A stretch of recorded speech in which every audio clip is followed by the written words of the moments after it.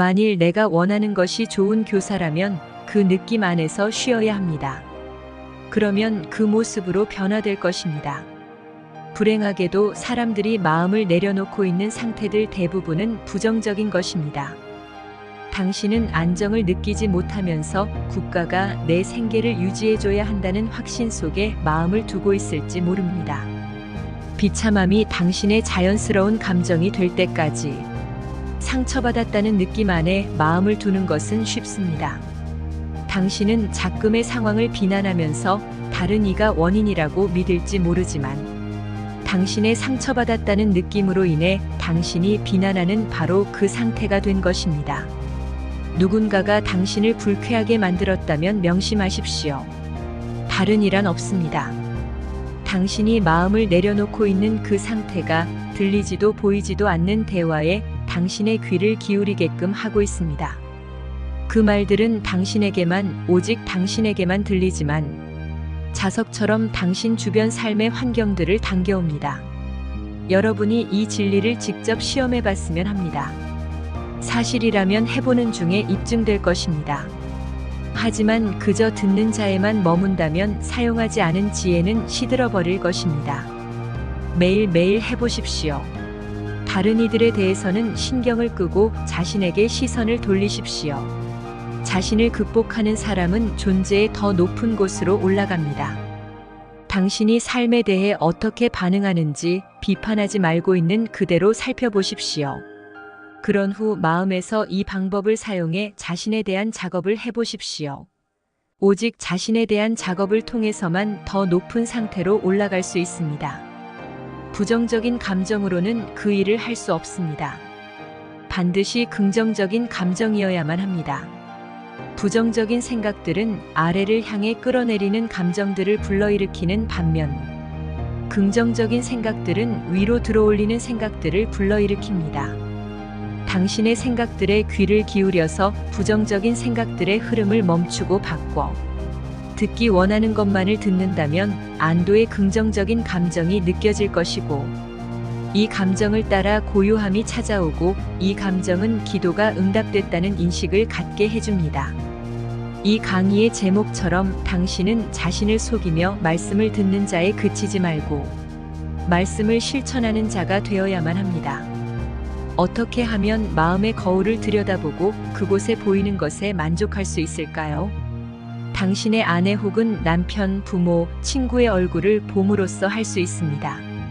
눈을 감고 긴장을 푼 후 당신의 행운에 기뻐할 친구를 떠올리십시오. 당신에게 일어난 행운을 그에게 말하고 그의 얼굴에 번지는 기쁨의 미소를 보십시오. 그의 표정이 당신을 지금의 상황에서 해방시킬 것입니다. 왜냐하면 그가 알고 있는 것이 당신을 자유롭게 하여 당신의 욕망을 현실로 만들기 때문입니다. 자유의 완벽한 법칙을 살펴본 후 인내한 당신은 그 일에서 축복받을 것입니다. 당신이 상상 속에서 어떤 상상의 인물들과 어떤 대화를 하는지, 그리고 어떤 생각을 품고 있는지 확인하십시오. 자동으로 생산되는 상상은 잠들어 있고 부정적인 반면, 깨어난 상상력은 긍정적이고 고귀한 것을 생산합니다. 그렇기에 당신은 선별적이 되어 내면의 대화를 긍정적인 것으로 만드십시오. 오늘 밤 당신이 사랑하는 사람을 뽑아서 그에 대한 당신의 의견을 새롭게 만드십시오. 이 새로운 전제하에서 그 사람과 새로운 정신적 대화를 나눠보십시오. 그러면 당신은 말씀의 실천자가 된 것입니다. 그렇지 않다면 자신을 속이고 있는 그저 듣는 자에 머물게 됩니다. 가르침은 당신의 참모습인 당신 내면의 능동적이고 근원적인 힘을 가진 존재를 깨닫게 하기 위함입니다. 깨어나지 못한 당신의 생각들은 부정적이고 소극적입니다.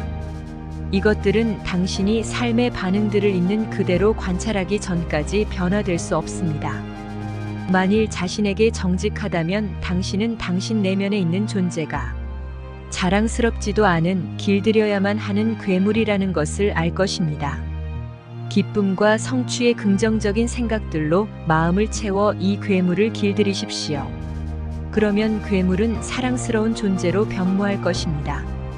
삶에서 어떤 반응을 하는지 관찰하는 습관을 들이도록 하십시오. 부정적으로 반응하지 않는 능력을 자신에게 주십시오. 이것은 일용할 양식을 매일 자신에게 주는 것입니다.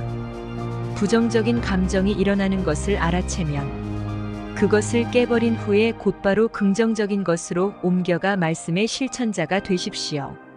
당신의 모든 불만, 상처, 자기 연민, 그리고 내 슬픔의 원인이 다른 이들이라는 잘못된 믿음은 의식의 재단에 제물로 바쳐야 할 짐승입니다.